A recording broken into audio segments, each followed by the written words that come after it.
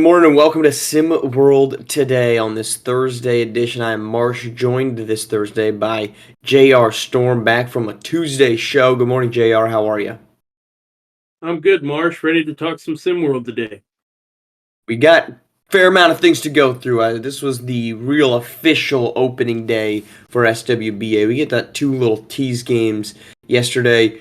We get the legitimate ones here tonight, a whole slate full of them. We're going to talk about them. We're going to talk about the number 2 team in the country going down. And then we're going to do our SimWorld U wrap-up from Wednesday night. But let's start in Florida, where the Orlando Magic, JR, used an absolutely dominant second half to beat the Miami Heat.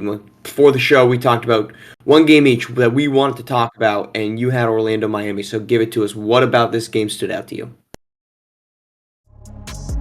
Well, I think the elephant in the room, what stood out to me, was Paolo Banchero. He's been solid ever since he came in to the SWBA, and he started off absolutely cooking last night. 30-11. Is there anything this guy can't do on a basketball court? We certainly look good. You mentioned the one thing that people have been concerned about with Banchero is his three-point shooting, and that was not a concern last night. 4 of 8. This is kind of the tease of what Orlando can be, and it's fascinating to me that while all the hype in the world goes to the Oklahoma City Thunder and their young roster with a lot of talent, and granted they have a lot more draft picks to play with in the long run, I don't know that Orlando is all that far removed from being in a very similar situation. You've got Banchero, who's capable of being a number 1 guy. You've got Franz Wagner, who's good enough to be a number 2. His three-point shot disappeared. It appeared for him last night. He made 3 of 6. Those are the 2 guys that you're building around. You get Jalen Suggs on a long-term extension. He's a good defensive piece. This team is absolutely awesome. I think that we just have a little bit of this Orlando traditional letdown type of vibe to them that Oklahoma City doesn't have because they had that KD, Russell Westbrook, James Harden era.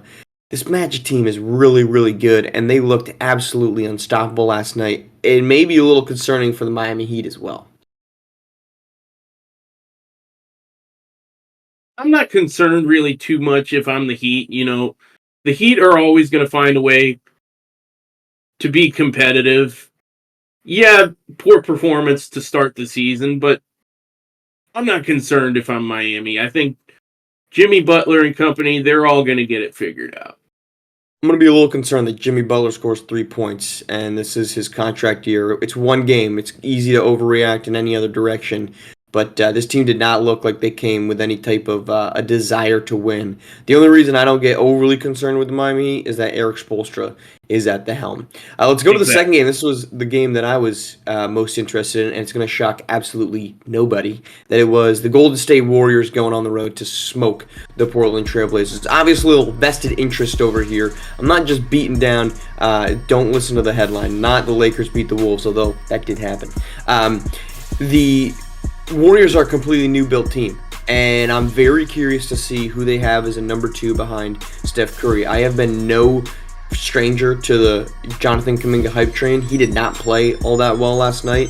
He wasn't nearly as assertive as I was expecting him, but the new pieces on this roster, Buddy Hield and DeAnthony Melton, they looked perfect in the roles that they are needed to play. And I know this is a little bit of the Buddy Hield hype train that typically rolls around, plays great early on, and kind of fizzles out later on.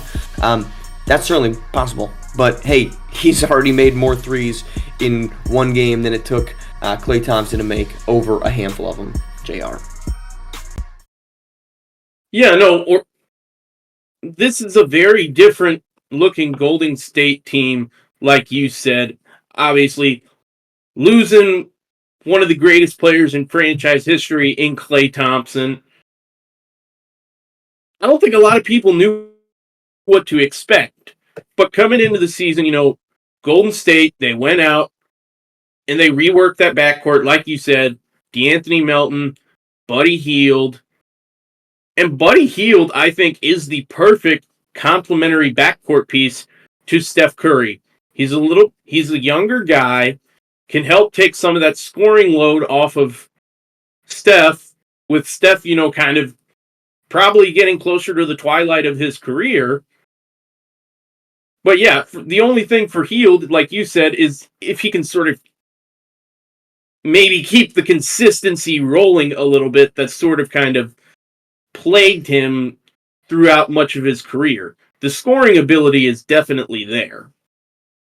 It sure is, and it's, look, again, the Portland Trailblazers are not the best measuring stick for a season success, and it's easy to do one game, but look, the 43.5 win over-under that are given to the Golden State Warriors, I think, is criminally too low.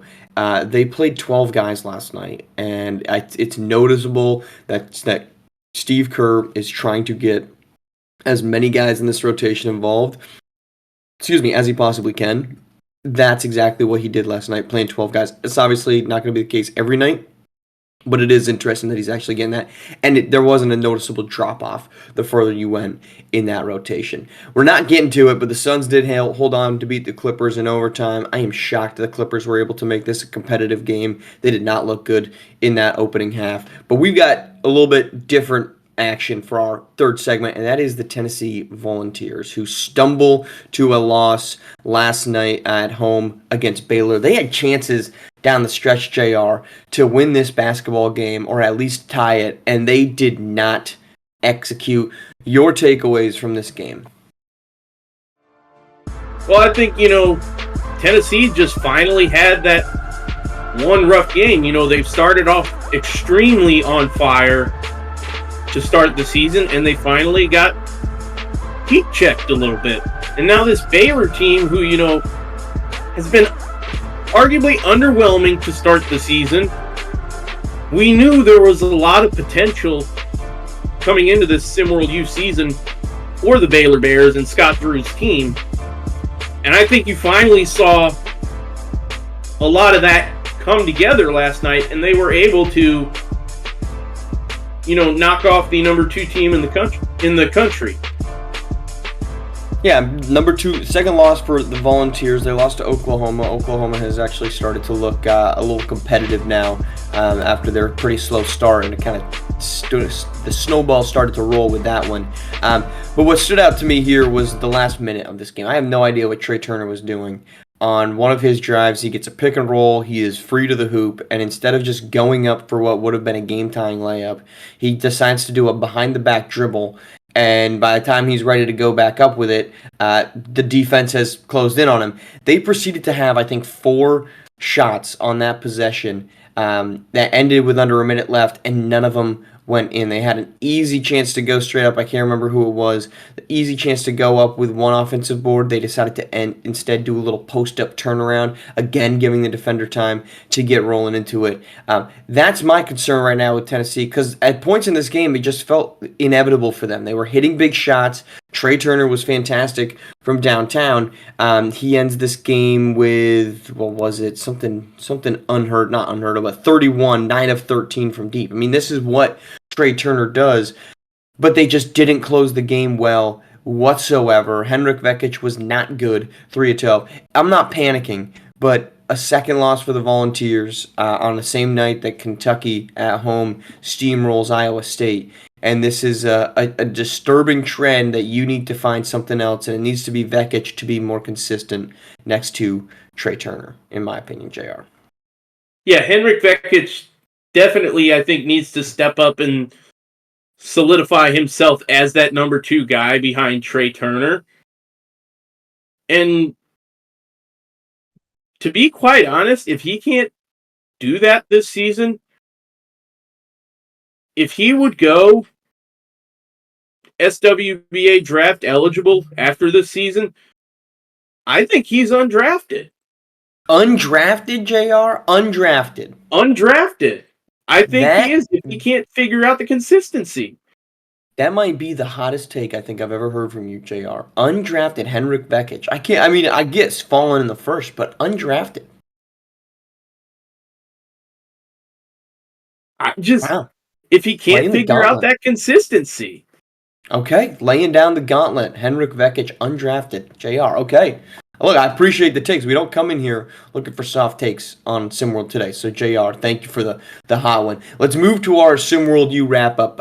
We had a whole boatload of games in action. All of that started with Kentucky and Iowa State. So that's where we're starting. An 83-53 beatdown by Kentucky. 22 points from Glory Tate, 19 from D'Angelo Muto, and 16 in 21 minutes from Adonis Knight.